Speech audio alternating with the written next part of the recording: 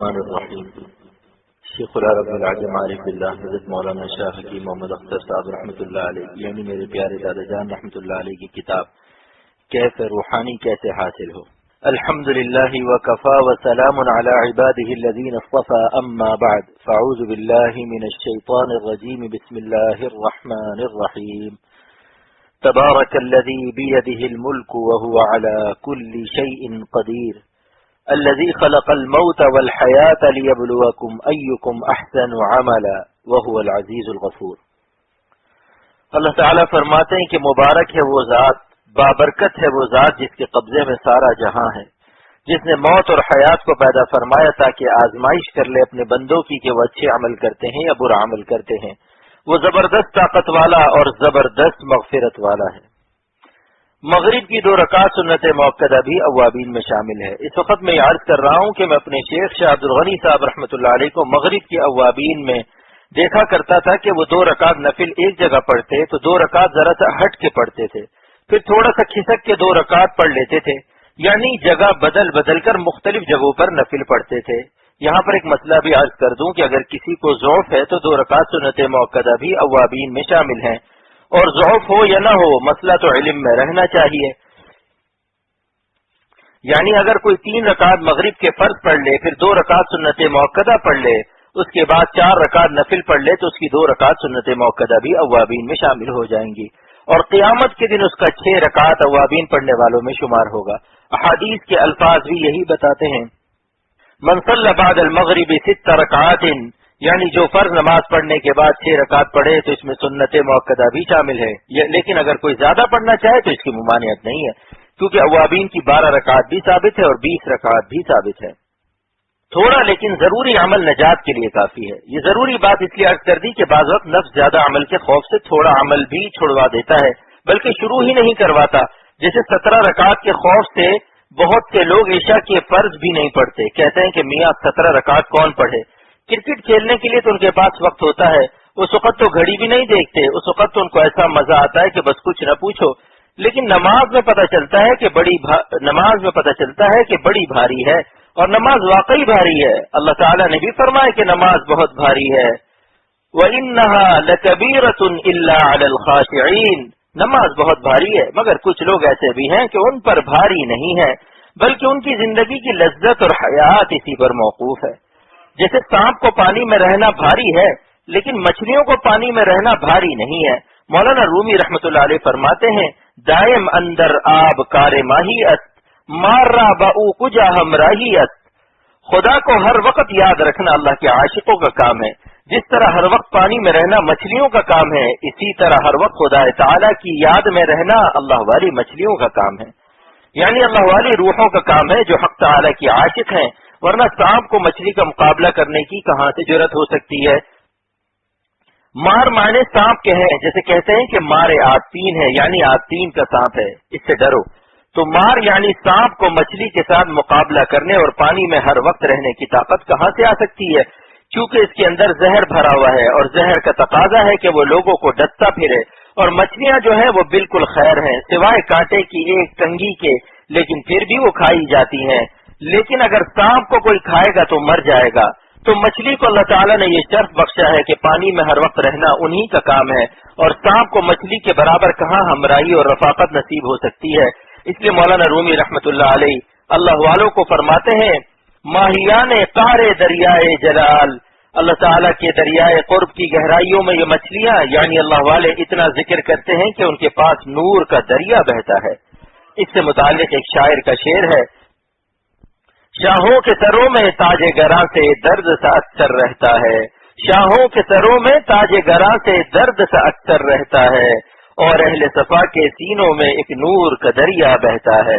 کثرت ذکر قرب الہی کا موجب ہے، جو جتنا زیادہ خدا کو یاد کرتا ہے اتنا ہی اس کا دریائے قرب خدا گہرا ہوتا جاتا ہے، اتنا ہی اس کے دریا میں زیادہ پانی آتا ہے، اور دریا جتنا گہرا ہوگا مچھلیاں اس میں اتنی ہی عافیت سے رہیں گی۔ اگر کوئی کم پانی والا مثلا 2-4 فٹ گہرا ندی نالا ہے تو معمولی سی گرمیوں میں ہی مچھلیاں بے ہوش ہو جائیں گی، کیونکہ سورج کی شعاعیں پانی کو گرم کر دیتی ہیں، لیکن جو گہرے دریا ہیں ان کی گہرائی میں گرمیوں کے مہینے یعنی اپریل، مئی، جون میں بھی سورج کی شعاعیں نہیں پہنچتی۔ گرمیوں کے ان مہینوں کے بارے میں اکبر الہ آبادی کا ایک شعر یاد آ گیا، پڑ جائیں ابھی آبل اکبر کے بدن میں، پڑ جائیں ابھی آبل اکبر کے بدن میں، پڑھ کر جو کوئی پھونک دے اپریل مئی جون، پڑھ کر جو کوئی پھونک دے اپریل مئی جون۔ سنا آپ نے اس ظالم نے کس قدر زبردست تعبیر کی ہے کہ دیکھو شاعر بھی بڑے ظالم ہوتے ہیں۔ اب بتائیے کیا شان ہے، یعنی اپریل مئی جون کی گرمی کو اکبر اس طرح بیان کر رہے ہیں کہ میاں وہ اتنی شدید ہوتی ہے کہ اگر تم ان کے نام ہی ہم پر پڑھ کر پھونک دو تو بدن پر آبلے پڑ جائیں۔ تو اگر گرمیوں میں دریا کے اوپر کا حصہ گرم ہو جائے تو مچھلیاں دریا کی گہرائیوں میں ٹھنڈے پانی میں پہنچ جاتی ہیں، لیکن جس دریا میں پانی ہی کم ہو تو وہ حوادث سے متاثر ہو جاتی ہے۔ ایسے ہی جب کمزور ایمان والوں اور اللہ تعالیٰ کو کم یاد کرنے والوں پر دنیا کے حوادث آتے ہیں، آفتیں آتی ہیں، مصیبتیں آتی ہیں، تو وہ بدحواس ہو جاتے ہیں، کیونکہ ان کے پاس ذکر کا گہرا دریا نہیں ہوتا۔ وہ ٹھنڈک میں جا کر، گوشہ خلوت میں جا کر 2 رکعت پڑھیں اور اللہ سے روئیں، لیکن جنہوں نے عافیت میں اللہ کو کم یاد کیا، اگر ان کو تکلیفوں میں اللہ کو یاد کرنے کی توفیق ہو جائے تو یہ بھی بڑی غنیمت ہے، بلکہ اللہ کی طرف سے انعام ہے۔ اس لیے اللہ تعالیٰ نے قرآن کریم میں فرمایا اذکروا اللہ ذکرا کثیرا، یعنی ہمیں کثرت سے یاد کرنا۔ اور کم یاد کرنے والوں کو اللہ تعالیٰ نے کیا فرمایا، ذرا ان کا لقب بھی دیکھ لو کہ ان کو کیا ڈگری ملی۔ ان کے لیے فرماتے ہیں لا یذکرون اللہ الا قلیلا، منافقین اللہ کو یاد نہیں کرتے مگر تھوڑا، تاکہ مسلمان انہیں حقیر نہ سمجھے۔ یعنی منافقین صرف لوگوں کو دکھانے کے لیے اللہ کی عبادت کرتے ہیں۔ نفل نماز جگہ بدل بدل کر پڑھنے کی دلیل، تو اس پر بات ہو رہی تھی کہ شاہ عبد الغنی صاحب رحمۃ اللہ علیہ نفلوں کو چاہے تہجد کی ہو یا اوابین کی جگہ چھوڑ چھوڑ کر پڑھتے تھے۔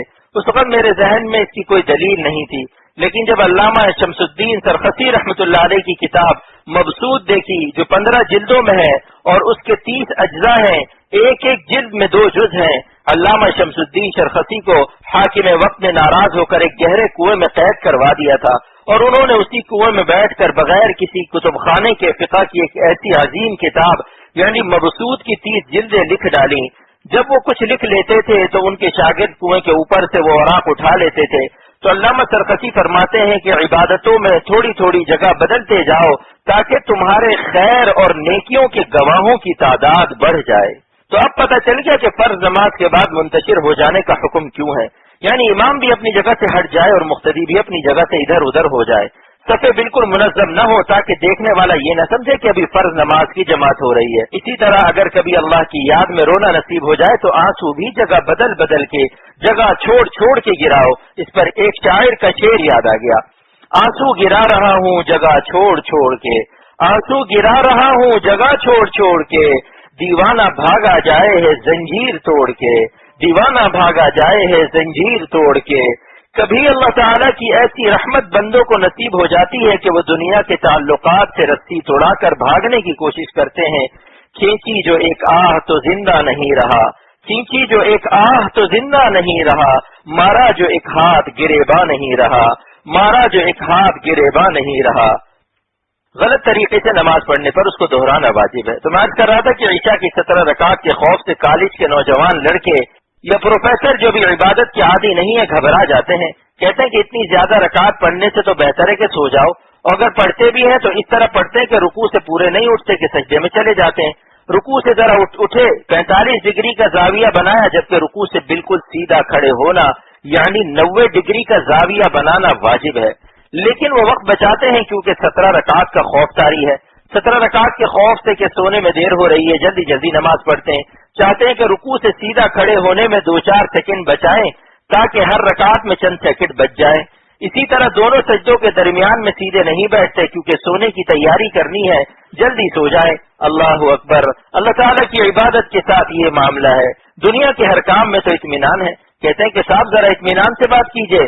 لاہور سے کوئی بزنس مین آ جائے اور کہے کہ جلدی جلدی آرڈر لکھو تو کہتے ہیں کہ صاحب جلدی کیا ہے، ذرا چائے تو پی لو، کہیں گھبراہٹ میں آرڈر کم نہ لکھا جائے، یا کہتے ہیں کہ ذرا بوتل لے آنا بھائی، یا کہتے ہیں کہ ٹھنڈا پیو گے یا گرم۔ اوفو، دنیا کے کاموں کے لیے اتنا اطمینان اور اللہ کی عبادت میں اتنی گھبراہٹ اور پریشانی کہ جلدی جلدی نماز پڑھی جائے، مسئلہ سمجھ لیجئے کہ جو دونوں سجدوں کے درمیان سیدھا نہیں بیٹھتا اس کی نماز نہیں ہوتی، اور دونوں سجدوں کے درمیان میں سیدھا بیٹھنا واجب ہے۔ عشاء میں بجائے 17 رکعات کے 9 رکعات پڑھنا کافی ہے۔ تو میں عرض کر رہا تھا جو عشق و محبت میں ابھی کمزور ہیں ان کو 17 رکعات کی دہشت مت دلاؤ، ان سے 9 رکعات پڑھواؤ۔ اور میں آپ سے عرض کرتا ہوں کہ شاہ عبد الغنی صاحب رحمۃ اللہ علیہ تہجد خوب پڑھتے تھے، مگر عشاء میں 9 ہی رکعات پڑھتے تھے۔ میں یہ نہیں کہتا کہ جو 17 رکعات پڑھ رہے ہیں وہ چھوڑ دیں، میں یہ کہہ رہا ہوں کہ جو 17 کے خوف سے پاسنگ نمبر بھی نہیں لے رہے ہیں اور عشاء کے فرض بھی چھوڑ دیتے ہیں، یا 17 رکعات کے خوف سے نماز کو اس بری طرح سے پڑھتے ہیں جس کا دہرانا واجب ہوتا ہے اور ان کی نماز ہی ضائع ہو جاتی ہے، ان سے گزارش ہے کہ 9 رکعات پڑھنے سے انشاءاللہ جنت مل جائے گی، یعنی 4 فرض، 2 سنت موقدہ اور 3 وتر پڑھ لیجئے۔ نماز میں دل لگانے کے عجیب مراقبہ، مگر پورے اطمینان اور سکون اور اس دھیان سے پڑھیے کہ اللہ تعالی ہم کو دیکھ رہے ہیں۔ سجدے میں رکوع میں ہر وقت یہ سمجھیے کہ آج میری روح اللہ کی رحمت سے رکوع میں ہے۔ آپ تو اپنے جسم پر نظر رکھتے ہیں، حالانکہ اصل میں روح ہی رکوع کر رہی ہے۔ اگر جان نکل جائے تو دیکھوں کہ کون رکوع کرتا ہے۔ تو جب رکوع کیجیے تو یہ سوچیے کہ میری روح اس وقت جسم کی سواری کے ساتھ اللہ کے سامنے جھکی ہوئی ہے، اور جب سجدہ کیجیے تو یہ سوچیے کہ میری روح ساجد ہے۔ سبحان ربی الاعلی میری روح کہہ رہی ہے، سر کی حرکت، زبان کی حرکت روحی سے ہے۔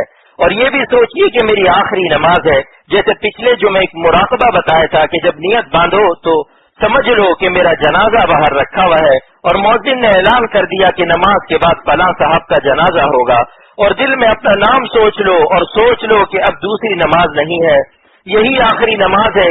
انشاءاللہ اس طرح نماز میں دل لگ جائے گا اور وسوسے بھی نہیں آئیں گے۔ یہ بہت عجیب مراقبہ ہے۔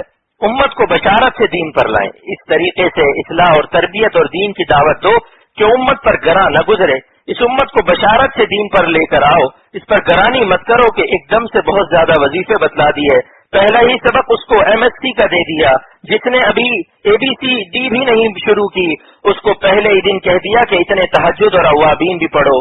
نہیں، پہلے فرض، واجب اور سنت موقدہ پڑھو، اور اس کے بعد دھیرے دھیرے اللہ تعالیٰ کی محبت حاصل کرنے کے لیے تھوڑا سا وظیفہ بھی بتا دو، یعنی کچھ وٹامن C D اور سیرپ بھی پلاتے رہو، پھر جب طاقت آ جائے گی تو خود ہی بھاگے گا۔ اب ایک ٹائیفائڈ کا مریض لیٹا ہوا ہے، 40 دن کا بخار ہے، کمزور ہو گیا، اس کو کہو کہ بھاگو، وہ کیسے بھاگے گا؟ بھاگے گا تو بے ہوش ہو کر گر پڑے گا۔ ہاں، جب وہ صحت مند ہو جائے پھر اس کو خمیرہ چٹاؤ، بادام کھلاؤ، گلوکوز چڑھاؤ، تب وہ ایسا بھاگے گا کہ آپ کو کچھ کہنے کی ضرورت ہی نہیں ہوگی۔ دل میں اللہ کی محبت پیدا ہونے کی علامات۔ جب اللہ تعالیٰ کی محبت دل میں پیدا ہوگی تو آپ تلاش کریں گے کہ اپنی جان کو کس طرح سے خدا پر فدا کریں۔ کب وقت آئے گا کہ تلاوت کریں، کب وقت ملے گا کہ تسبیح کے لیے اللہ تعالیٰ کی یاد میں گوشہ سکون میں بیٹھیں۔ پھر خواجہ صاحب کی طرح یہ شعر پڑھیں گے، تمنا ہے کہ اب کوئی جگہ ایسی کہیں ہوتی، تمنا ہے کہ اب کوئی جگہ ایسی کہیں ہوتی، اکیلے بیٹھے رہتے یاد ان کی دل نشی ہوتی، اکیلے بیٹھے رہتے یاد ان کی دل نشی ہوتی۔ جب بندہ اللہ کی یاد میں روتا ہے تو اس کو اپنے آنسو اتنے قیمتی معلوم ہوتے ہیں، اتنے قیمتی معلوم ہوتے ہیں کہ اس کی زبان سے خواجہ صاحب رحمۃ اللہ علیہ کا وہ شعر نکلتا ہے جو حضرت خواجہ صاحب نے خدا کے خوف اور محبت سے اپنے آنسوؤں کے متعلق فرمایا تھا کہ ستاروں کو یہ حسرت ہے کہ وہ ہوتے میرے آنسو، ستاروں کو یہ حسرت ہے کہ وہ ہوتے میرے آنسو، تمنا کہکشاں کو ہے کہ میری آستین ہوتی، تمنا کہکشاں کو ہے کہ میری آستین ہوتی۔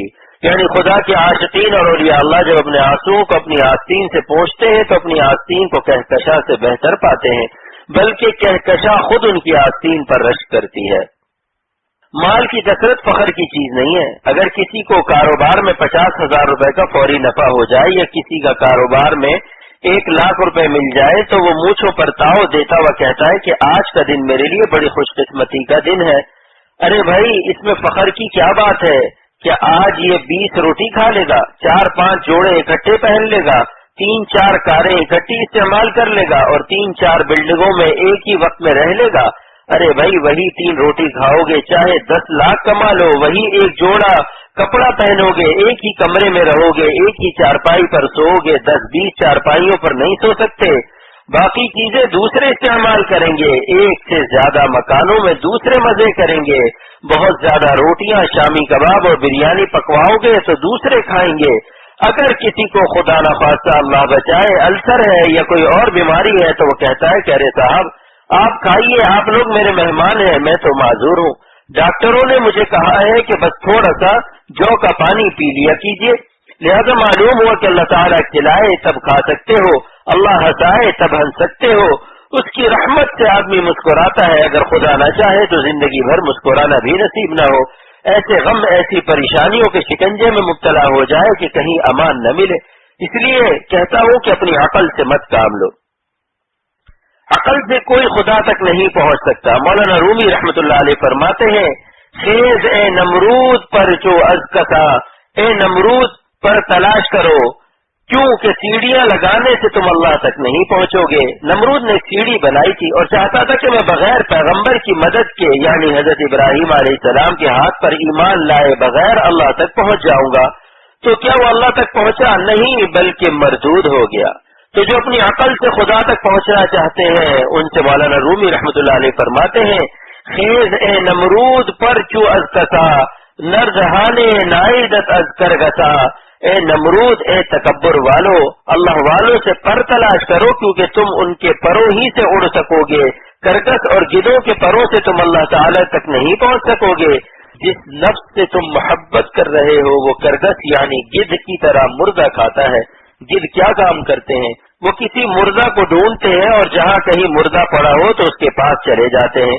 تو تمہارا نفس بھی تمہیں مردوں یعنی انسانی حسینوں کے پاس لے جائے گا جو ایک دن مرنے والے ہیں، پھر تمہیں بھی مرنے والوں پر قربان کرا دے گا۔ اس کو خواجہ صاحب فرماتے ہیں، ارے یہ کیا ظلم کر رہا ہے، ارے یہ کیا ظلم کر رہا ہے کہ مرنے والوں پہ مر رہا ہے، جو دم حسینوں کا بھر رہا ہے، بلند ذوق نظر نہیں ہے۔ دنیا میں بھی اللہ والوں کے سوا کسی کو چین حاصل نہیں۔ تمہاری اپنی لاش بھی لاشیں ہونے والی ہے اور تم جن لاشوں پر فدا ہو رہے ہو وہ بھی لاشیں ہی ہونے والے ہیں۔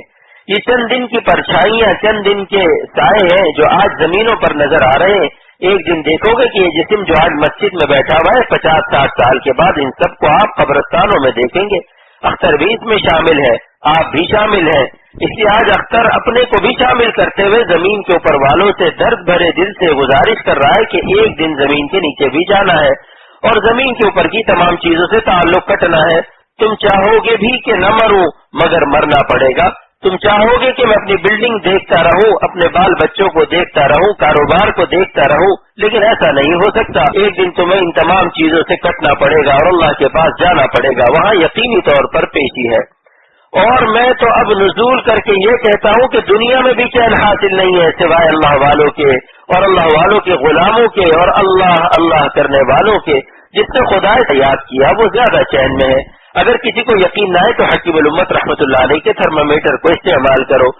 حضرت حکیم الامت رحمت اللہ علیہ فرماتے ہیں اگر کسی کو یقین نہ ہے کہ اللہ والے بڑے چین میں ہیں اور اللہ ہی کی یاد سے دلوں کو چین ملتا ہے، تو اگر ابھی ذکر کی توفیق نہیں ہے تو چین حاصل کرنے والوں کے پاس جا کر دیکھو جو خدا تعالیٰ کے ذکر سے چین پا چکے ہیں۔ اور کیسے دیکھو؟ یک طرفہ فیصلہ نہیں کرو۔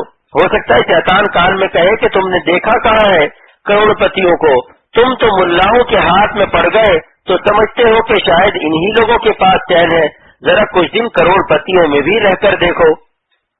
اس کے مجازی خدا کی رحمت سے دوری کا سبب ہے۔ تو حکیم الامت مجدد الملت حضرت مولانا اشرف علی صاحب تھانوی رحمت اللہ علیہ فرماتے ہیں کہ پہلے چند دن بادشاہوں کے پاس رہ کر دیکھ لو کہ ان کے پاس کتنا چین ملتا ہے، پھر کچھ دن لکھ پتیوں کروڑ پتیوں کے پاس رہ لو، کچھ دن بلڈنگ والوں کے پاس رہ لو، کچھ دن ان جوانوں کے پاس رہ لو جو ٹیڈیوں سے نظریں خراب کر رہے ہیں، سینما اور وی سی آر اور ٹیڈیوں میں اپنی زندگی اور جوانی کو برباد کر رہے ہیں۔ معشوق کی بھی صحت خراب ہے اور ان کے ساتھ عاشق کی بھی صحت خراب ہے اور دونوں پر خدا کی لعنت بھی ہوتی ہے۔ اور یہ ایک طرفہ لعنت نہیں ہے بلکہ دیکھنے والوں پر بھی لعنت اور دکھانے والی عورتوں پر بھی لعنت۔ اور لعنت کے معنی کیا ہے؟ آج اس لفظ کے معنی بھی آپ جان لیجئے کہ لعنت کے معنی کیا ہے۔ سب لوگ کہتے ہیں کہ ارے لعنت ہو تجھ پر، لیکن لعنت کے معنی ہے اللہ تعالیٰ کی رحمت سے دوری۔ لہذا خدا تعالیٰ کی رحمت سے دوری کا عذاب یہ ہے کہ صحت جسمانی بھی خراب ہے اور دل میں بھی پریشانیاں ہی پریشانیاں ہیں، کیونکہ جب پری آئی تو شانی بھی آئی۔ پریشانی میں پری بھی موجود ہے، جس نے پری سے دل لگایا تو فوراً شانی بھی آ جاتی ہے۔ پھر وہ مل کر پریشانی بن جاتی ہے. لہذا کوئی عاشق مجاز چین سے نہیں ہے. خدا کے نافرمان کی زندگی تلخ کر دی جاتی ہے. الحمدللہ بہت سے نوجوان بچے میرے ہاتھوں پر بیٹھ ہیں. بنگلہ دیش، ہندوستان، پاکستان، جہاں بھی سفر ہوتا ہے، جب کوئی مجھ سے کہتا ہے کہ مجھے بدنگاہی کا مرض ہے، عورتوں اور لڑکوں کو بری نظر سے دیکھنے کا مرض ہے، ٹیڈیوں کو دیکھ کر میرا دماغ خراب ہو جاتا ہے، مجھے گندے گندے خیالات آتے ہیں اور بات کہتے ہیں کہ کچھ اور گناہوں کی بھی عادت ہے، تو میں ان سے ایک بات کہتا ہوں کہ تمہاری بات سن کر دل میں فوراً ایک آیت آتی ہے کہ اللہ تعالیٰ فرماتے ہیں کہ جو میری نافرمانی کرے گا میں اس کی زندگی کو تلخ اور کڑوی اور پریشان کر دوں گا. تو اختر ان سے فوراً یہ پوچھتا ہے کہ خدا کی قسم کھا کر کہو، قرآن سر پر رکھ کر کہو کہ گناہ کرنے کے بعد تم کو پریشانی آتی ہے، دل میں بے چینی پیدا ہوتی ہے یا تمہیں چین ملتا ہے؟ واللہ میں قسم کھا کر مسجد میں کہتا ہوں آج تک کسی نے یہ نہیں کہا کہ نافرمانی کی راہوں سے مجھے بڑا سکون ملتا ہے. ہر شخص نے یہی کہا کہ مجھے چین نہیں ہے، پریشان ہوں، مارفیا کا انجیکشن لگا رہا ہوں، کوئی کہتا ہے ویلیم 5 کھا رہا ہوں. جن ملکوں کو لوگ ترقی یافتہ کہتے ہیں، آج ان ملکوں میں دیکھو کہ کتنی خودکشیاں ہو رہی ہیں، کتنے لوگ حرام موت مر رہے ہیں. عشق بازی میں اسی طرح اموات آتی ہیں. حصول ولایت کا دار و مدار صحبت اہل اللہ پر ہے. تو میں یہ عرض کر رہا ہوں کہ اطمینان کا راستہ چاہتے ہو، زمین کے اوپر بھی، زمین کے نیچے بھی، قبروں میں بھی، پلسرات پر بھی، میدان محشر میں بھی، بلکہ جنت تک تو اللہ کے بن جاؤ، خدا کے ہو جاؤ، نفس سے دور ہو جاؤ. غلاموں کی غلامی چھوڑ دو، نفس تمہارا غلام ہے، لہذا نہ نفس کی بات مانو نہ شیطان کی بات مانو. معاشرہ اور کائنات کو بھی مت دیکھو کہ دنیا سینما دیکھ رہی ہے، چلو ہم بھی دیکھ لیتے ہیں. کوئی زہر کھا رہا ہے تو اس کی نقل مت کرو، کوئی کنویں میں اور گٹر میں گر رہا ہے تو اس کی نقل مت کرو، دیکھا دیکھی سے کام مت کرو. یہ دیکھو کہ زہر کھانے والوں کا حال کیا ہو رہا ہے. لیکن اس دلدل سے نکلنا، نفس کے شکنجوں سے اور نفس کے دست و بازو سے اپنی جان کو اور روح کو چھوڑانا آسان نہیں ہے، ورنہ ہر شخص ولی اللہ ہو جاتا. راہ سلوک اللہ تعالیٰ کی مدد کے بغیر طے نہیں ہو سکتی. نفس کے چنگل سے نکلنے کا ارادہ تو بہت سے لوگ کرتے ہیں. مولانا رومی رحمت اللہ علیہ فرماتے ہیں کہ بہت سے لوگ کہتے ہیں کہ چلو آج ہرن کا شکار کریں. سوئے آہوئے بسیدی تافتی، خویش را در سید خو کی یافتی. مولانا جلال الدین رومی رحمت اللہ علیہ فرماتے ہیں کہ شکاری ہرن کا شکار کرنے چلا، اسی طرح تم لوگ بھی سلوک طے کرنے چلے، سالک بن گئے، مرید بھی ہو گئے، اللہ والوں کے پاس بھی جانے لگے، مگر فرماتے ہیں کہ تم چلے تھے ہرن کا شکار کرنے، مگر ایک جنگلی سور کے دانتوں میں اور جبڑوں میں تم اپنے کو پا رہے ہو کہ وہ تمہیں دانتوں سے چبا رہا ہے. جنگلی خنزیر، جنگلی سور کو پتہ چل گیا کہ یہ ہرن کا شکاری ہے، ہرن کے شکار کے لیے جا رہا ہے. ہرن کے کباب بڑے مزیدار بنتے ہیں، حلال جانور ہے. تو اچانک جھاڑی سے ایک جنگلی سور نکلتا ہے اور اس شکاری کو منہ میں رکھ کر چبانا شروع کر دیتا ہے. اب وہ حیران ہوتا ہے کہ یا خدا، میں تو ہرن کے شکار کے لیے نکلا تھا، کیا پتا تھا کہ میں ایک جنگلی سور کے منہ میں ہوں گا، اب وہ مجھے چبا رہا ہے، دانتوں سے پیس رہا ہے. مولانا رومی رحمت اللہ علیہ فرماتے ہیں تیر سوئے راست پرا نہیں رہے، سوئے چپ رفتت تیرت دی رہے.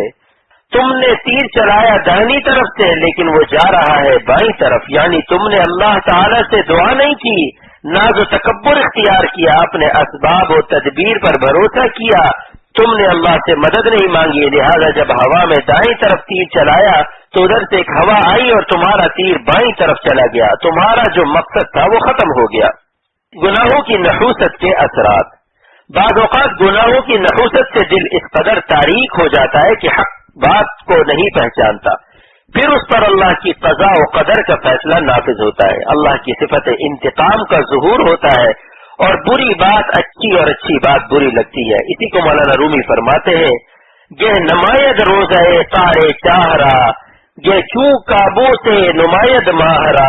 کنویں کی گہرائی میں تاریکی، بدبودار پانی اور چمگادڑوں کی گندگی ہے، مگر شیطان اس کو دکھاتا ہے کہ وہ بہت عمدہ باغ ہے. تو جس شخص کی ذلت اور رسوائی کا خدا فیصلہ کرتا ہے تو اس کے گناہوں کی سزا کے طور پر اللہ تعالیٰ اس سے انتقام لینے کا ارادہ فرما لیتے ہیں. تو اس کو کنویں کی تاریکی اور گندی جگہ میں بڑا مزہ آتا ہے کہ کیا عمدہ باغ لگا ہوا ہے، چلو گر پڑو اس کے اندر، ابھی تو گٹر کا ڈھکن کھلا ہوا ہے لہذا کود پڑو اس میں. یہ چوں کابو سے نمایت ماہرا. اور کبھی شیطان چاند جیسی شکلوں کو ڈراؤنا بھوت جیسا دکھاتا ہے. اسے کہتا ہوں خدا کی صفت انتقام سے ڈر کر رہو، کیونکہ گناہوں کی وجہ سے عقل مست ہو جاتی ہے. اللہ تعالیٰ خود کسی کو ایسا نہیں کرتے، یہ گناہوں کا انجام ہوتا ہے۔ پھر کیا ہوتا ہے کہ چاند جیسی شکل ڈراؤنی اور چڑیل جیسی نظر آتی ہے، اور کنویں کی گندگی اور غلاظت عمدہ اور خوشنما باغ دکھائی دیتی ہے۔ سرور عالم صلی اللہ علیہ وسلم کی شکل چاند سے بھی بڑھ کر ہے، لیکن ابو جہل کہتا تھا کہ دنیا میں ایسی بری شکل میں نے کہیں نہیں دیکھی، معاذ اللہ۔ اور حضرت ابو ہریرہ رضی اللہ عنہ فرماتے ہیں کہ مجھے حضور صلی اللہ علیہ وسلم کے چہرہ مبارک میں سورج چلتا ہوا نظر آتا ہے، ایسا نور اور ایسی چمک کے بس کیا کہیں۔ ابو جہل سے کفر کی سزا اور اس کی بغاوت کی سزا کے طور پر خدا نے انتقام لینے کا فیصلہ کر لیا تھا، لہذا اللہ سے پناہ مانگو کہ ہمارے بارے میں خدا تعالیٰ کوئی ایسا فیصلہ نہ فرما دے۔ چنانچہ گناہوں سے استغفار کرنے میں دیر مت کرو، جلدی سے توبہ کر کے معافی مانگو تاکہ ہمارے گناہوں کے زہر کا ری ایکشن نہ ہو۔ نافرمانی کر کے چین سے مت بیٹھو، ہو سکتا ہے رد عمل اور ری ایکشن ہو جائے اور حق تعالیٰ سوئے قضا نافذ فرما دے۔ اس وقت تمہاری یہ حالت ہوگی کہ چاند بری شکل کا نظر آئے گا، اللہ والے تمہیں برے نظر آئیں گے اور بدماش لوگ بڑے اچھے معلوم ہوں گے۔ باطل سے بچنے اور راہ حق پر چلنے کے لیے ایک مسنون دعا۔ تو شامت اعمال سے نظر بدل جاتی ہے، اچھی چیز بری اور بری چیز اچھی لگنے لگتی ہے، لہذا سرور عالم صلی اللہ علیہ وسلم نے اس کے لیے ایک دعا سکھائی ہے، اللہم ارنا الحق حقا وارزقنا اتباعہ وارنا الباطل باطلا وارزقنا اجتنابہ۔ اے خدا جو حق ہے اسے حق دکھا دے اور مجھے اس کی اتباع نصیب کر دے، اور جو باطل اور بری باتیں ہیں اللہ انہیں مجھے برا ہی دکھا اور مجھے اس سے بچنے کی توفیق بھی دے۔ بعض وقت آدمی باطل کو باطل تو سمجھتا ہے کہ ٹیڈیوں کے چکر میں مت پڑو، وہ جانتا تو ہے کہ وی سی آر، ویڈیو، ریڈیو، تصویریں رکھنا اور نامحرم عورتوں کو دیکھنا اور مرد و عورت کی مخلوط تعلیم اور اسی طرح غیر شرعی شادی بیاہ میں دعوتیں اڑانا حرام ہے۔ وہ یہ سب کچھ جانتا تو ہے لیکن یہ صحیح نہیں ہے، لیکن توفیق اجتناب نہیں ہوتی، یعنی ان گناہوں سے بچنے کی توفیق نہیں ہوتی۔ لہذا سرور عالم صلی اللہ علیہ وسلم کا احسان مانو جنہوں نے ہمیں ایسی جامع دعا سکھا دی، اللہم ارنا الحق حقا وارزقنا اتباعہ۔ اے خدا جس بات سے آپ خوش ہوتے ہیں اس کا حق ہونا ہمیں بھی دکھا دیجئے اور اس پر عمل کی توفیق بھی نصیب فرما دیجئے، اپنی خوشی کے اعمال سے ہمارا بھی جی خوش کر کے اور ہمیں حق دکھا کر اس پر عمل نصیب فرما دیجئے، بلکہ اس کو ہمارا رزق بنا دیجئے، وارزقنا اتباع، یعنی رزق کی طرح اس کو ہمارا مقدر کر دیجئے، ہمیں اتباع کی روزی دے دیجئے، اس نے ایک عمل کی اتباع کا رزق دے دیجئے یعنی توفیق دے دیجئے۔ خدا نہ کرے کہ کسی بندے کا کوئی سانس اللہ تعالیٰ کے غضب اور غصے کے سائے میں گزرے، چاہے وہ اللہ کو ناراض کر رہا ہو، چاہے خدا تعالیٰ کی مخلوق پر ظلم کر کے اللہ کا غضب لے رہا ہو۔ تو اللہ کی ناراضگی سے بچنے کے لیے اس دعا کا دوسرا جملہ ہے وَأَرِنَا الْبَاطِلَ، اور اے اللہ جو باتیں آپ کو ناراض کرنے والی ہیں، آپ کے غضب اور قہر میں مبتلا کرنے والی ہیں، جو چیزیں باطل ہیں، جو خراب چیزیں، ان کی برائی میری آنکھوں میں اور میرے دل میں ڈال دیجیے۔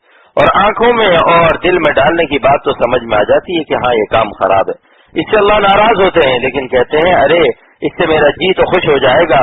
ظالموں سوچو کس کو خوش کر رہے اور کس کو ناراض کر رہے۔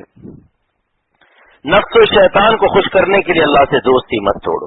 شاہ عبد الغنی صاحب رحمۃ اللہ علیہ کی قبر مبارک کو اللہ تعالیٰ نور سے بھر دے، وہ ایسے وقت میں شعر پڑھا کرتے تھے جو اپنا جی خوش کرنے کے لیے اللہ تعالیٰ کو ناراض کرتے ہیں، ان کے بارے میں حضرت ایک شعر پڑھا کرتے تھے، بقول دشمنا پیمان دوستاں بشکستی، ببی کے ازکے بریدی وبا کے پیوستی، دشمنوں کے کہنے پر اپنے مالک اور دوست کے عہد کو تم نے توڑ دیا۔ نفس و شیطان دونوں دشمن ہے، نفس دشمن وزیر داخلہ ہے اور شیطان وزیر خارجہ ہے۔ خارج والا یعنی باہر کا دشمن کم خطرناک ہوتا ہے اور داخل والا دشمن گھر کا بھیدی ہوتا ہے۔ کہتے ہیں نا کہ گھر کا بھیدی بڑا خطرناک ہوتا ہے، تو شاہ عبد الغنی صاحب رحمۃ اللہ علیہ شعر پڑھا کرتے تھے کہ دشمن کے کہنے سے اپنے دوست یعنی اللہ کے پیمان دوستی کو کیوں توڑتے ہو؟ بقول دشمنا پیمان دوستاں بشکستی، بندے کے لیے وہ گھڑی بڑی منحوس ہے جب وہ اپنے مالک کو ناراض کرتا ہے، یہ نہایت غیر شریفانہ بات ہے، یہ انتہائی کمینگی ہے کہ ہم ایسے مالک کو ناراض کریں جس نے ہمارے لیے زمین بنائی، سورج بنایا۔ اگر اللہ سورج کو ختم کر دے، اگر سورج نہ نکلے تو غلہ کیسے پیدا ہوگا؟ تب میں مالداروں سے کہوں گا کہ اب نوٹوں کی گڈیاں چبا کے دکھاؤ، اب دیکھو کہ معدے میں کتنا خون بنتا ہے اور اس سے تمہاری کتنی کمزوری دور ہوتی ہے. اس لیے نوٹ کمانے والوں یہ نہ سمجھو کہ میرے یہ دست و بازو نے کمایا ہے، یہ سمجھو کہ اللہ کی دین ہے. اللہ یبسط الرزق لمن یشاء ویقدر. اللہ تعالیٰ جس کی روزی چاہتے ہیں بڑھاتے ہیں اور جس کی چاہتے ہیں کم کر دیتے ہیں. تو یہ سوچو کہ اگر سورج نہ ہوتا تو غلہ نہ پکتا، بادل نہ بنتے، بارش نہ ہوتی.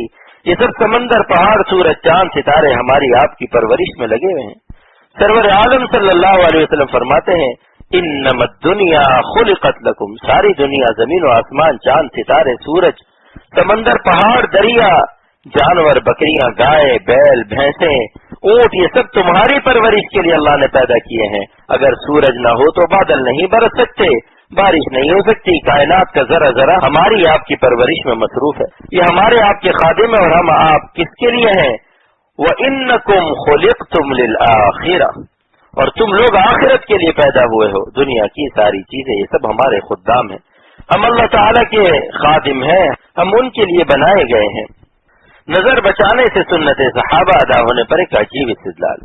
لہذا اپنا جی خوش کرنے کے لیے کسی حسین چہرے کو مت دیکھو، چاہے ان کے بدن کتنے ہی نازک آبگینے جیسے ہوں، چاہے ان کے لب کتنے ہی نازک ہو. خوب سمجھ لو یہ نازک موتیاں دراصل گوہر حق ہیں. گوہر حق را بامر حق شکن، گوہر حق را بامر حق شکن.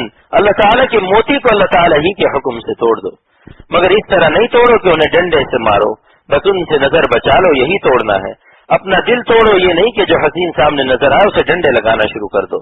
مولانا رومی رحمۃ اللہ علیہ کا یہ مطلب نہیں ہے. ذرا مثنوی کی شرح سمجھ. حسن انہوں نے ہی دیا ہے، لیکن فرما رہے ہیں کہ حسن تو دیا ہے، موتی تو بکھرا دیے ہیں، مگر سوائے اپنی بیوی کے کسی اور پر نظر مت ڈالو. باقی سب سے نظر بچا لو، نظر نیچی کر لو. اگر کوئی کہے کہ ہم کو اس کشمکش میں مبتلا کر کے کیا فائدہ ہوا جب اللہ نے موتی بکھرا دیے اور دیکھنے سے بھی منع کر دیا، تو اس کشمکش سے فائدہ کیا ہوا؟ تو اصل میں بات یہ ہے کہ اس کشمکش سے قلب اپنی جگہ سے ہٹ جاتا ہے، قلب پر زلزلے آ جاتے ہیں اور صحابہ کی سنت ادا ہو جاتی ہے. صحابہ کرام رضی اللہ عنہم کے بارے میں آیت نازل ہوئی کہ ان کے دل سے بہن جہاد میں اتنا کام لیا، اتنا مجاہدہ کرایا، اتنا خون بہایا کہ ان کے قلب اکھڑ کر حلق تک آ گئے. وَبَلَغَتِ الْقُلُوبُ الْحَنَاجِرَ. اور ان پر شدید زلزلہ طاری ہو گیا. وَزُلْزِلُوا زِلْزَالًا شَدِيدًا. تو جب نظر بچانے سے تمہارے دل پر زلزلہ طاری ہوگا تو اس شدید زلزلے سے صحابہ کرام رضی اللہ عنہم کی یہ سنت ادا ہو جائے گی. نظر کی حفاظت سے جتنا مجاہدہ ہوگا، جتنا غم ہوگا، اس سے پیٹرول بنے گا اور اس پیٹرول سے قوت پرواز عطا ہوگی، کیونکہ حدیث پاک میں نظر بچانے پر حلاوت ایمانی کا وعدہ ہے. متقی لوگوں کی حیات بالطف ہو جاتی ہے. تو میں عرض کر رہا تھا اگر چین سے رہنا ہے تو گناہوں سے بچنا پڑے گا. اب لوگ کہتے ہیں ملا دنیا چھوڑاتا ہے، ملا ہمارے عیش کو چھینتا ہے. نہ جانے کس ملا کے پلے پڑ گئے ہیں. اختر نے تو جن ملاؤں کی جوتیاں اٹھائی ہیں وہ تو یہی کہتے تھے کہ گناہ سے بچنے میں بڑا مزہ ہے، بڑا لطف ہے. اور ہمارا مالک جن کے یہ ملا لوگ وکیل ہیں، وہ مالک وہ اللہ تعالیٰ قرآن میں فرما رہے ہیں کہ فَلَنُحْيِيَنَّهُ حَيَاةً طَيِّبَةً. اگر تم ایمان لاؤ اور اعمال صالحہ کرو تو ہم تمہیں ضرور ضرور لطف والی زندگی دیں گے. اب بتائیے کہ کس نے کہا کہ ملا بننے سے لطف ختم ہو جاتا ہے؟ دیکھو جس نے پیدا کیا ہے وہ کیا فرما رہے ہیں. وہ قرآن پاک میں اعلان فرما رہے ہیں کہ اگر پریشانی کی زندگی خریدنا ہے تو ہمیں چھوڑ کر چلے جاؤ، پھر جہاں جاؤ گے نافرمانیوں میں مبتلا ہو جاؤ گے، کیونکہ فَإِنَّ لَهُ مَعِيشَةً ضَنْكَا. ہم تو اس کی زندگی کو تلخ کر دیں گے. میرے بال سفید ہو گئے لیکن آج تک مجھے ایک مثال بھی نہیں ملی کہ جس کو گناہوں کی عادت ہو وہ چین و سکون سے رہتا ہو.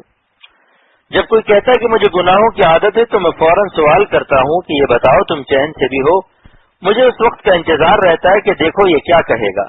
کہیں یہ تو نہیں کہے گا کہ میں تو بڑی موج میں ہوں. تو مجھے اس کے جواب کا انتظار رہتا ہے، کیونکہ ہو سکتا ہے کہ وہ اس کا کوئی دوسرا جواب دے دے. یعنی میں بڑے سکون میں ہوں لیکن میرے بال سفید ہو گئے. آج تک کسی سے یہ جواب نہیں سنا. عشق مجازی عذاب الہی ہے. یہ بات مسجد میں عرض کر رہا ہوں کہ تمام روئے زمین پر جہاں جہاں خدا تعالیٰ نے سفر کی توفیق دی، لوگوں نے اپنی روحانی بیماریاں بیان کی، جوانوں نے، بڈھوں نے، ادھیڑ عمر والوں نے. میں نے ان سے یہی ایک سوال کیا کہ جن گناہوں کی عادت ہے یہ بتاؤ کہ ان سے چین ملتا ہے، سکون ملتا ہے؟ تو وہ کہتے ہیں کہ صاحب دوزخ کی سی زندگی ہے، عذاب الہی میں مبتلا ہوں، تب حکیم الامت رحمت اللہ علیہ کی وہ بات یاد آتی ہے کہ دیکھو غیر اللہ سے عشق مت کرنا، کیونکہ عشق مجازی عذاب الہی ہے۔ حکیم الامت کا یہ جملہ نوٹ کر لو، یہ حضرت تھانوی رحمت اللہ علیہ کے الفاظ ہیں کہ جس نے غیر اللہ سے دل لگایا تو وہ عذاب الہی میں مبتلا ہو جائے گا، اور جتنا زیادہ تمہیں اللہ سے تعلق ہوگا اتنا ہی قوی عذاب آئے گا۔ اب آپ کہیں گے کہ صاحب اس سے تو معلوم ہوا کہ تعلق کم رکھنا چاہیے۔ دیکھو اس کو میں ایک مثال سے بیان کرتا ہوں کہ ایک شخص درخت سے پھل حاصل کرنے کی امید پر اس کو پانی دیتا ہے، تو کیا وہ بے وقوفی کرتا ہے؟ کیا اس کو کوئی یہ مشورہ دے سکتا ہے کہ درخت کو پانی مت دو، اس کو کھاد مت دو تاکہ جڑ گہری نہ ہو جائے، مضبوط نہ ہو جائے، زمین سے اس کا تعلق زیادہ قوی نہ ہو جائے؟ بلکہ ہر عقل مند کسان یہی کہتا ہے کہ ان درختوں سے پھل کھانا ہے، اس لیے اس کو اور کھاد دیتا ہوں تاکہ جڑ زمین کی گہرائی میں پہنچ جائے، تب ہم اس کا پھل کھائیں گے۔ تو اگر ایک شخص تقویٰ کا پھل کھانے کے لیے ایمان کے درخت میں پانی دیتا ہے تو وہ دنیا میں بھی اور آخرت میں بھی بے وقوف نہیں ہے۔ تو اگر کوئی شخص درختوں کی گہری جڑیں اکھاڑے تو جتنی گہری جڑ ہوگی اتنی ہی اس درخت سے آواز آئے گی، اتنی ہی اس درخت کو پریشانی ہوگی۔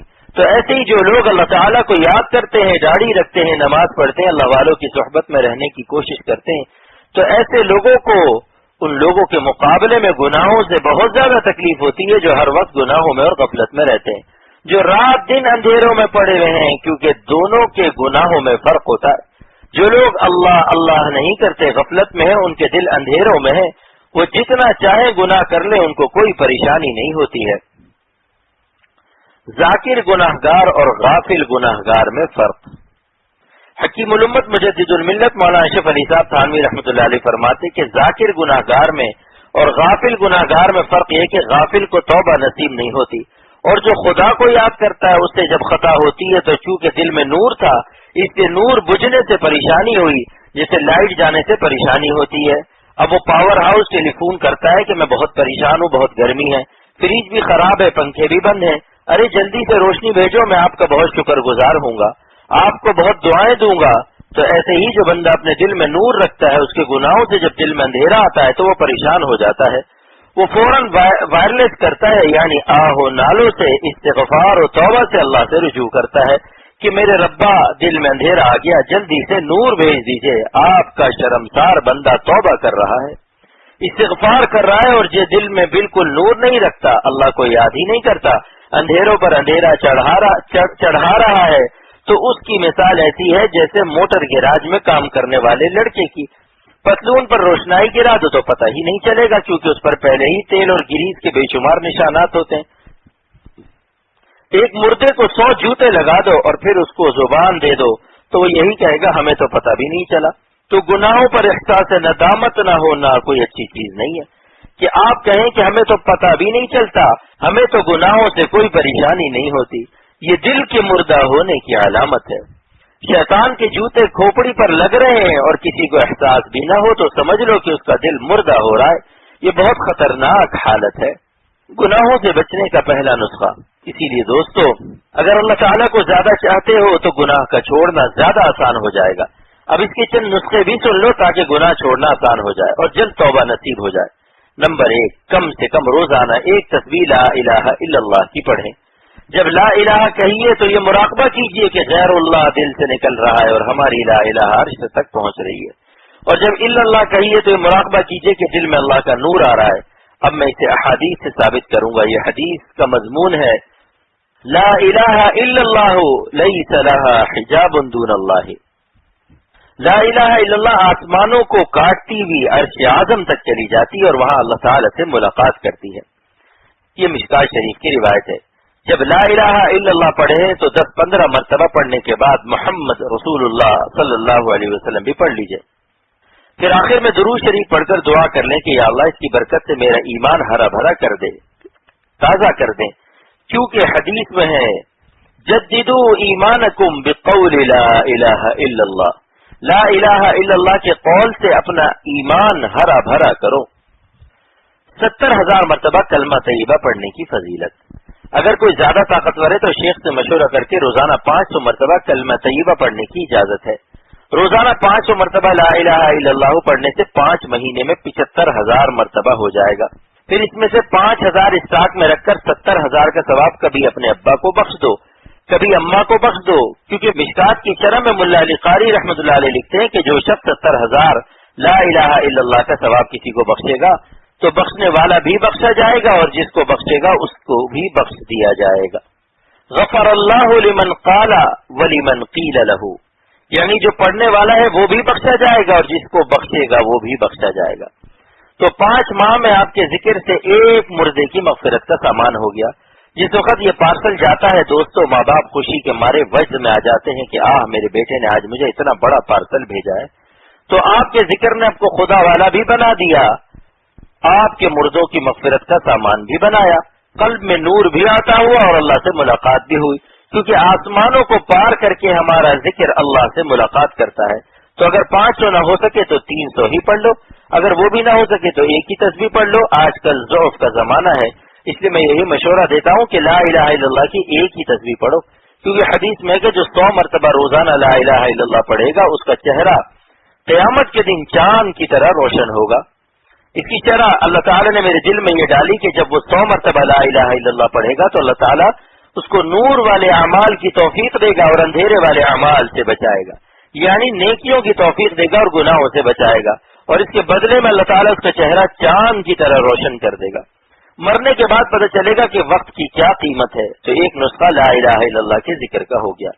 اس کے علاوہ استغفار، درود شریف اور اللہ اللہ کی ایک ایک تسبیح پڑھ لو اور ایک پاؤ سپارے کی تلاوت کر لو۔ گناہوں سے بچنے کا دوسرا نسخہ یہ کہ صالحین بندوں یعنی اللہ والوں کی صحبت میں رہا کیجیے۔ اللہ والوں سے یہ مراد نہیں ہے کہ آپ کی صحبت کے لیے بایزید بستامی اور خواجہ نظام الدین اولیاء آئیں گے، بلکہ آپ کے محلے میں جو تربیت یافتہ عالم دین یا اللہ والوں کے خادموں میں سے کوئی ہو تو جب موقع ملے ان کے پاس بیٹھ گئے، لیکن نفع اس سے ہوگا جس سے آپ کو حسن ظن ہو، جس کا روحانی بلڈ گروپ آپ کو راس آ رہا ہو۔ جیسے ڈاکٹر سے پوچھتے ہیں کہ فلاں کا خون میرے خون کے گروپ سے مل رہا ہے یا نہیں، ایسا نہ ہو کہ کسی ایسے کا خون چڑھوا لو جس کا گروپ نہ ملتا ہو، تو حالت اور بگڑ جائے گی۔ اسی طرح جس شیخ سے مناسبت نہ ہو اس سے تعلق کرنے سے ایسا ہی نقصان ہوگا کہ وہ موت سے ایسا ڈرائے گا، ایسی نا امیدی دلائے گا کہ بستر پر ہی لیٹے رہو گے، بیوی سے کہو گے کہ آج تو بس قبر یاد آ رہی ہے، قیامت کے خوف سے مرا پڑا ہوا ہوں، وہ جیتے ہی قبر میں پہنچا دے گا، لہٰذا اتنا موت کو یاد کرنے کا حکم نہیں ہے۔ موت کا مراقبہ ہر ایک کے لیے مفید نہیں ہے۔ یاد رکھو جس کا نفس موٹا ہے، دل بہت مضبوط ہے، اس کو تو موت کے مراقبے کا ہتھوڑا مارا جائے گا، اور جو پہلے ہی مرا ہوا اس کو کیا مارو گے۔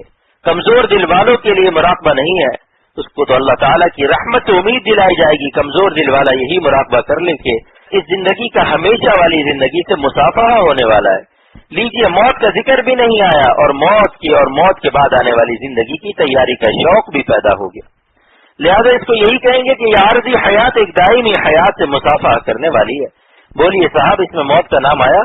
اس میں کہیں آخرت کا خوف دلایا گیا؟ موت کی اور آخرت کی تیاری کے لیے تیار تو کرایا گیا مگر موت کا نام نہیں آنے دیا گیا۔ تو کمزور دل والوں کے لیے یہی نسخہ اور اس پردیس والی حیات سے دائمی وطن والی حیات کو سنوارنا ہے۔ یہاں کی فکروں کے ساتھ آٹا، دال، نمک، تیل اور لکڑی کی فکر رکھتے ہوئے وہاں کی تیاری کا بھی کام کرنا ہے۔ تو 2 نسخے ہو گئے، نمبر 1 ذکر اللہ کا اہتمام، نمبر 2 اہل اللہ کی صحبت۔ گناہوں سے بچنے کا تیسرا نسخہ یہ کہ جو چیزیں ہمارے گناہوں کے تقاضوں کو شدید کرنے والی ہیں، بد پرہیزی کے جراثیم کو سرکش بنانے والی ہیں، ان سے دور رہو۔ اگر ڈاکٹر نے کباب سے پرہیز بتایا تو دیکھو تمہیں پیچش لگی ہے، تمہیں کباب سے دور رہنا پڑے گا ورنہ بد پرہیزی کی لگام ٹوٹ جائے گی۔ لہذا شریعت نے جن باتوں کو حرام فرمایا ان سے دور رہو۔ ان دوستوں سے بھی دور رہو جو کہیں کہ ارے یار چلو دیکھو آج کون سی فلم لگی ہوئی ہے، یا یہ کہیں کہ یار ہمارے یہاں ٹی وی ہے، چلو کیا ملا بنے ہوئے ہو، بعد میں توبہ کر لینا، آج دیکھو تو صحیح کیا مزہ ہے۔ تو ایسے لوگوں سے بھی دور رہو ورنہ مروڑے غضب کے لگیں گے۔ جیسے پیچش میں کباب کھانے سے کئی بار لوٹا لے کر جانا پڑے گا، اب کتنا ہی توبہ کر لو کہ اب نہیں کھائیں گے کباب، مگر بار بار پیچش کرنے کے لیے بیت الخلاء کے چکر تو لگانے پڑیں گے اور کئی دن تک زخم کی تکلیف جھیلنا پڑے گی۔ اسی طرح گناہ کرنے سے دل بے چین ہو جائے گا، اس لیے انشاءاللہ 3 باتوں پر عمل کا اہتمام کر لیجئے۔ نمبر 1 ذکر اللہ کا اہتمام، نمبر 2 اہل اللہ کی صحبت میں رہنے کا اہتمام، اور نمبر 3 گناہوں سے بچنے کا اہتمام۔ میں یقین سے کہتا ہوں کہ اس سے انشاءاللہ اعصابی تناؤ بھی کم ہو جائے گا۔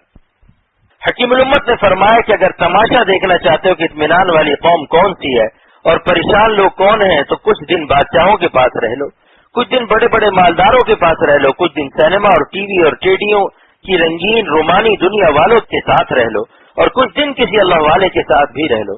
انشاءاللہ آپ کا دل خود فیصلہ کرے گا کہ جو سکون اور جو لذت ان بزرگوں کے پاس ہے، اللہ والوں کے پاس ہے، ان اللہ اللہ کرنے والوں کے پاس ہے، وہ سکون دنیا میں کہیں نہیں ہے۔ تو یہ تین باتیں عرض کر دیں، ان کا اہتمام شروع کر دیجیے اور دل سے ایمان لائیے کہ سکون کہیں نہیں ہے سوائے اللہ کو راضی کرنے میں، اور شیطان لاکھ قسمیں کھائے، نفس لاکھ کہے، دنیا لاکھ کہے، نہیں میاں کوئی بات نہیں، ایک دم مولانا نہ بن جاؤ، بلکہ آہستہ آہستہ دیکھا جائے گا۔ ابھی تو تم جوان ہو، کچھ تو کھیل کود لو، کچھ تو گل چھرے اڑا لو۔ تو یہ چھرے بندوق کے ہیں، گل کے نہیں ہیں۔ گل چھرے میں دو لفظ ہیں، گل اور چھرے، تو یہ گناہ گلوں کے چھرے نہیں ہیں، یہ پھولوں کے چھرے تو مساجد اور خانقاہیں ہیں، اہل اللہ کی صحبتیں ہیں۔ شیطان جن کو گل چھرے کہہ رہا ہے، یعنی سینما اور ٹیڈیوں کو، یہ گل چھرے نہیں ہیں، یہ بندوق کے چھرے ہیں جو جسم میں گھس کر پھیل جاتے ہیں، پھر بلا آپریشن نہیں نکلتے۔ اب دعا کیجئے کہ اللہ عمل کی توفیق عطا فرمائے۔ اللہم صلی علی سیدنا مولانا محمد النبی الامی وعلی آلہ وصحبہ وبارک وسلم۔ یا اللہ اپنی رحمت سے ہم سب کو جو کچھ عرض کیا گیا اسے قبول فرما لے۔ سب سے زیادہ محتاج یہ واعظ ہے، یہ سنانے والا ہے، اے اللہ سنانے والے کو اور سننے والوں کو سب کو قبول فرما لے۔ یا اللہ اپنی رحمت کے صدقے میں رحمت للعالمین صلی اللہ علیہ وسلم کے وسیلے سے اور ہمارے ان مشائخ کی برکت سے جن کی صحبتیں اٹھانے کی آپ نے اختر کو توفیق بخشی، ہم سب کو اللہ والی حیات نصیب فرما، شیطانی اور نفسانی اور گمراہی کی زندگی سے نجات نصیب فرما۔ یا اللہ اپنے نام سے سکون اور ٹھنڈک عطا فرما، اپنی نافرمانی اور غضب کے اعمال سے دوری نصیب فرما اور اپنی رحمت سے استقامت نصیب فرما اور ہمارے دل کو اپنے لیے منتخب فرما۔ یا اللہ اپنے فضل سے ہم سب کو جذب فرما کر دین پر استقامت نصیب فرما، ایمان پر خاتمہ نصیب فرما، دنیا میں عافیت سے رہنا نصیب فرما، سلامتی آزاد سلامتی ایمان کے ساتھ زندہ رکھیے، سلامتی آزاد سلامتی ایمان کے ساتھ دنیا سے اٹھائیے اور قیامت کے دن اور جنت میں ہمارے بزرگوں کا ساتھ نصیب فرمائیے، آمین۔